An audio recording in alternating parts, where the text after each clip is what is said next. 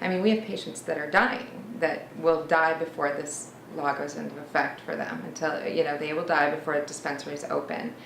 On January 1st, Illinois became the 20th state to legalize medical marijuana, but it could take up to a year before the state has any functional dispensaries, marijuana growing centers, or cards allowing people to use marijuana for medical purposes. This is just the first step. There's not a card yet.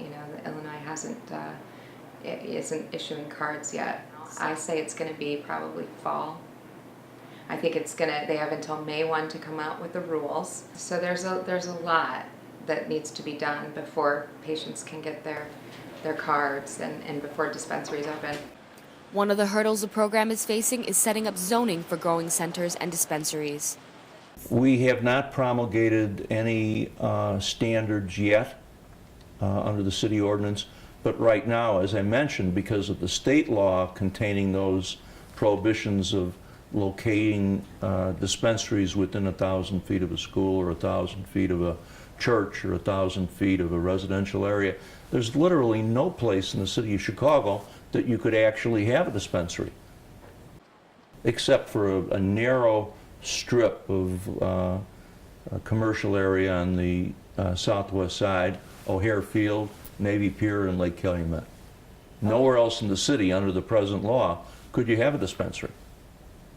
In addition, the state law forbids growing centers from being within 2,500 feet of schools, churches, and residential areas. I want local Chicago citizens to be able to speak out on whether or not they want this particular use in their neighborhood.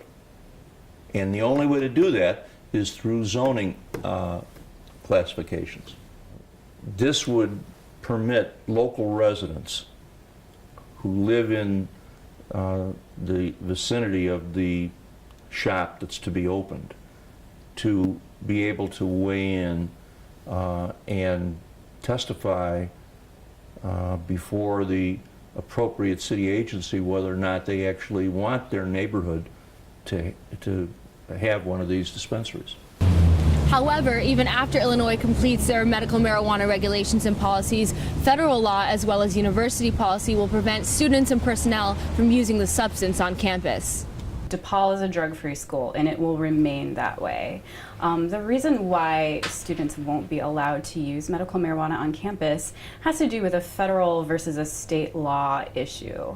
Even though the state of Illinois is now allowing for medical marijuana, the federal government does not. In fact, the federal government doesn't recognize that marijuana has any medical value whatsoever.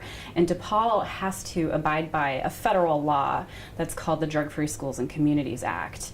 If we don't, we'll be in danger of losing federal funding for financial aid or grants, and that's really not a risk that we can take.